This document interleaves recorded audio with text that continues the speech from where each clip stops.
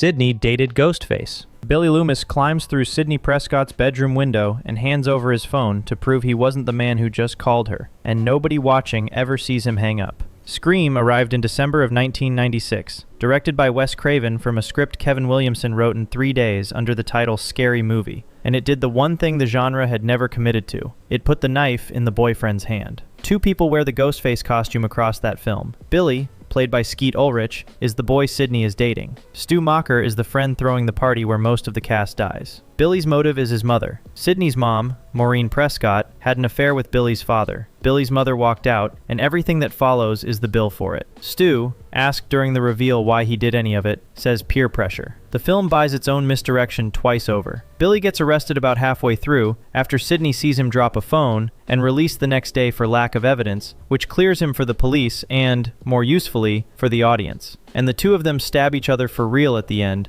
then top the wounds with corn syrup, a trick Billy explains on screen by pointing at the pig's blood in Carrie. Before 1996, the slasher villain came from outside the friend group. A masked stranger, an escaped patient, a story told around a fire. Craven and Williamson made him the person sleeping over, on a $14 to $15 million budget that came back roughly 12 times over, and every teen horror film for the next decade had to answer for it. Scream 7 opened on the 27th of February, 2026, to a franchise-best $64.1 million domestic weekend, with Williamson himself directing and Neve Campbell back as Sidney. The grandparents were imposters. 4 days into a week-long visit, the kids find 2 psychiatric hospital uniforms in the basement and the bodies of the people they came to meet. The visit landed in September of 2015, written and directed by M. Night Shyamalan, and the whole film runs on a single word. Becca and Tyler, 15 and 13, are staying with grandparents they've never met because their mother has been estranged from her parents for about 15 years.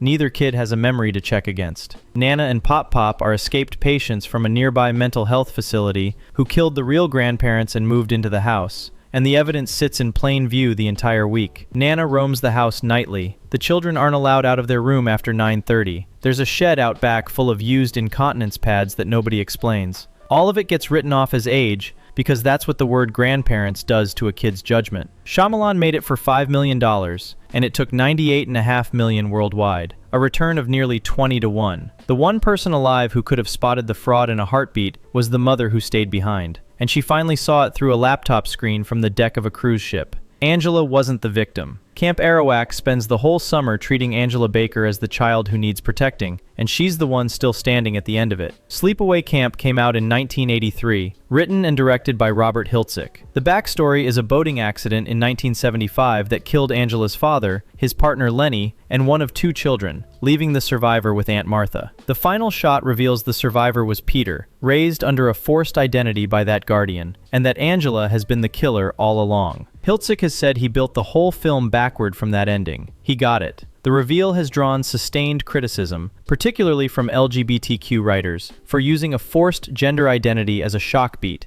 and Hiltzik has said he never set out to make the film critics received. The twist he added purely so audiences would talk on the way out is now the only part of it anyone talks about, and most of that talking is an argument over whether it should exist at all. The in-laws hunted her. Grace draws a card reading hide and seek on her wedding night, and every relative in the room quietly picks up a weapon. Ready or Not came out in 2019, directed by Matt Bettinelli-Olpin and Tyler Gillette, with Samara Weaving as a bride marrying into serious money. The Ladomas fortune traces back to an ancestor, Victor Ladomas, who made a deal with a man calling himself LaBale, and the terms are that every new spouse draws a card at midnight. Almost every card in that box is a parlor game. Chess. Old Maid. The hide-and-seek card is the one that turns a family into a hunting party with until dawn to kill the person who just joined it. They believe failure kills all of them, and at sunrise they combust one by one, which confirms the deal was real. Grace did the due diligence. She met them, took the vows, played along with the midnight tradition,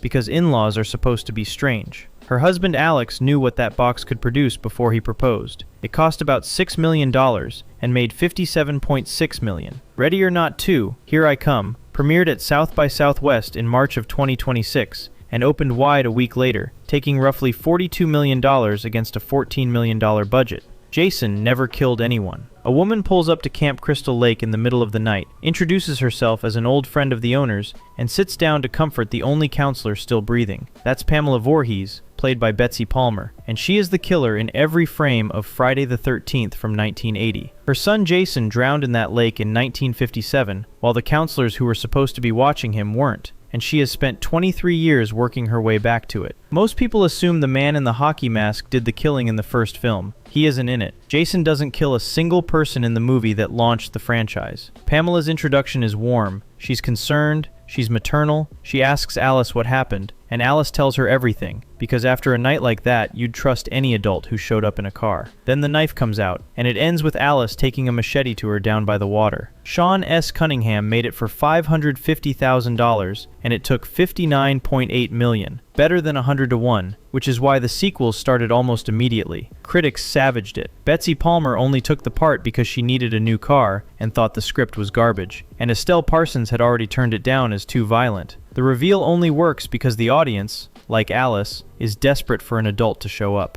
The face on every t-shirt in this franchise belongs to a character who kills nobody in the film that started it, and the mask itself wouldn't exist for another 2 years. By the way, if you're enjoying this so far, I make videos like this constantly, and a subscribe would genuinely help. Thanks. Mick towed them to die. 3 backpackers come back to their car at a meteorite crater after dark to find it dead, and the only headlights out there belong to a man who says he can fix it. Wolf Creek came out in 2005 from writer-director Greg McLean with John Jarrett as Mick Taylor, and it was sold on the vague promise that it was based on true events. It drew on the crimes of Ivan Milat in the 1990s and on the 2001 murder of British backpacker Peter Falconio. Everyone else on this list was let in. These 3 had no choice. The nearest town is hours away, and he's offering a tow, a fire, and dinner. It cost about $1 million and took about $30.9 million worldwide. Bradley John Murdoch, convicted in 2005 of Falconio's murder, died in custody on the 15th of July 2025, still maintaining his innocence and still refusing to say where the body was, weeks after police doubled the reward for it to 500,000 Australian dollars. Esther is 33. The ribbons she wears on her wrists and around her neck in every single scene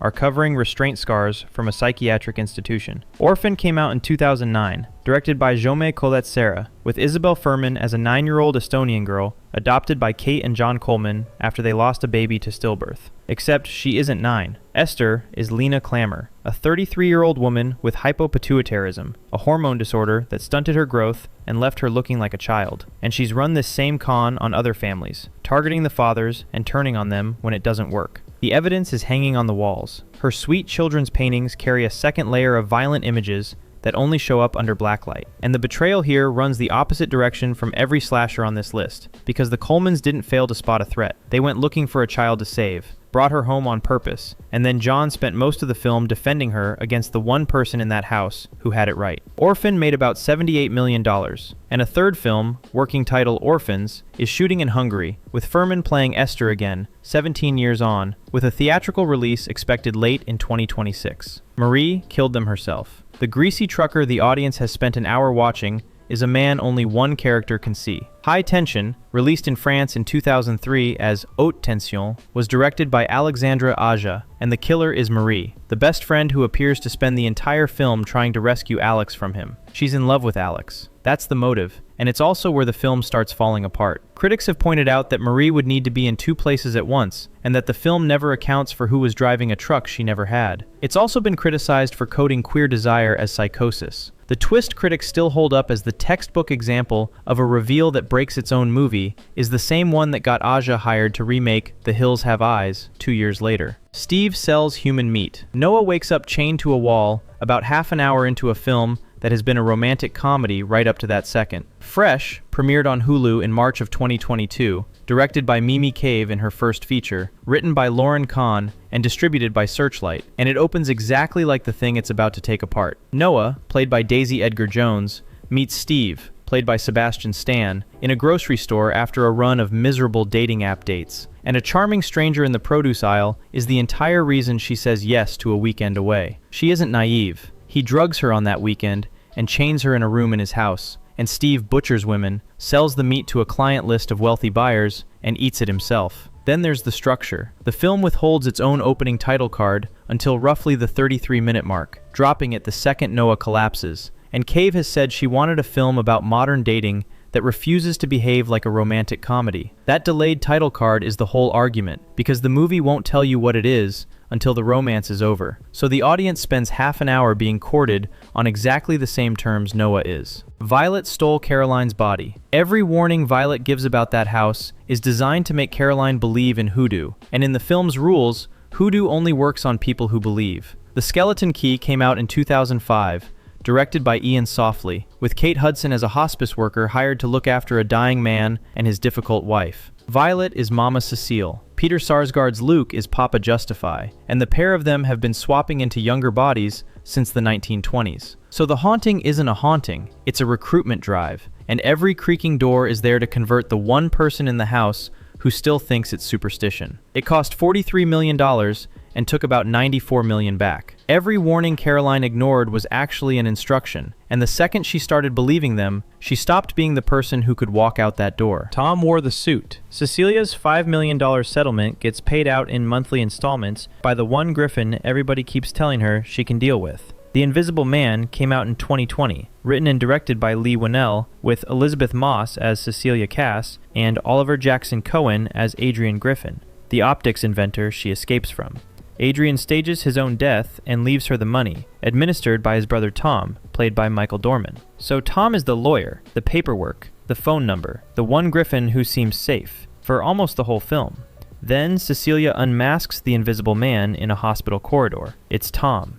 Afterwards, Adrian turns up bound and gagged inside the walls of his own house, which reopens the entire question, and the film never closes it. According to one reading, Tom acted alone. According to the other, Adrian orchestrated all of it and framed his brother. Winnell made it for $7 million, and it took about $144.5 million worldwide, including a roughly $49 million global opening weekend. The movie is about a woman being told she's imagining it, and the man doing most of the telling was standing in the room the entire time. The egg request was bait. The Shobers had seen the two young men that morning standing beside the neighbors, so nobody thinks twice when one knocks in white gloves and golf clothes. Funny Games came out in 1997, written and directed by Michael Haneke. Paul asks to borrow eggs. That's it. That's the entire weapon. The neighbor's vouching is the only thing that gets him through the door, and the escalation starts over the broken eggs, not over any threat. George, Anna, and their young son spend the rest of the film in a house they can't leave. Haneke has said the film is aimed squarely at the audience's own appetite for screen violence, and he means it literally.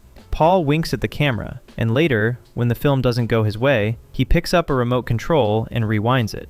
It screened at Cannes and drove people out of the theater. Haneke gives his killers no weapon more powerful than a neighbor's name, then hands one of them a remote and lets him aim the rest of the film at the people watching it. Sue-Ann wanted revenge. Sue-Ann buys a group of teenagers alcohol in a parking lot, then offers them her basement so they've got somewhere safe to drink it. Ma came out in 2019, directed by Tate Taylor, with Octavia Spencer as the only adult in that town willing to treat these kids like people. They nickname her Ma. The basement becomes a permanent hangout with exactly one house rule, which is that nobody goes upstairs. What none of them ever asks is why she picked them. Sue-Ann was humiliated by the people she thought were her friends in high school, a cruel prank she never got past. And the teenagers drinking in her basement are the children of those classmates. There's a second reveal underneath that one, because Jeannie, the girl she keeps upstairs, is Sue-Ann's own daughter. It cost $5 million, made $61.2 million, sits at 55% on Rotten Tomatoes, and has found a second life on streaming since. The one adult in town willing to make these kids feel safe chose them by their surnames, and the debt she was collecting was 30 years old.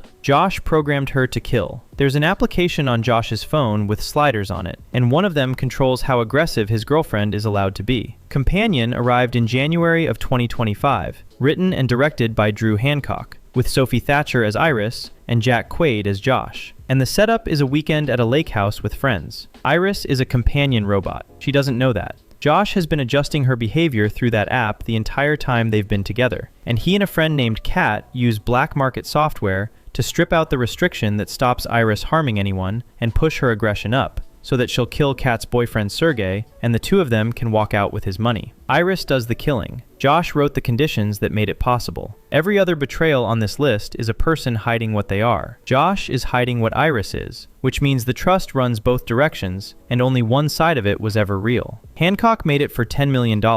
It took $36.7 million and earned its budget back within 3 days, and it sits at 94% on Rotten Tomatoes. The version of this story where the robot is the monster is the one Hancock threw in the bin, and the film he made instead put the monster on the other end of a settings menu. Lee's mother delivered the dolls. Longlegs never crossed a single threshold in any of those houses, which means somebody else carried the gift through the front door. Longlegs came out in 2024, written and directed by Osgood Perkins, with Micah Monroe as FBI agent Lee Harker, and Nicolas Cage as the man whose name is on the case file, except he isn't in the houses. The fathers do the killing. What links the murders is a doll, one per household, each holding a metal orb that carries his influence, and the father of that family kills everyone in it and then himself. Somebody has to physically deliver those dolls. That somebody is Ruth Harker, played by Alicia Witt, and she's Lee's mother. Longlegs came to the Harker house when Lee was a child and gave Ruth a choice, and the terms were that Lee would be spared. He lived in their basement. Ruth put on a nun's habit and carried the dolls to strangers' front doors, one family at a time, for years. Perkins has said the doll device was loosely inspired by the killing of John Benet Ramsey, pointing to a life-size replica doll of the child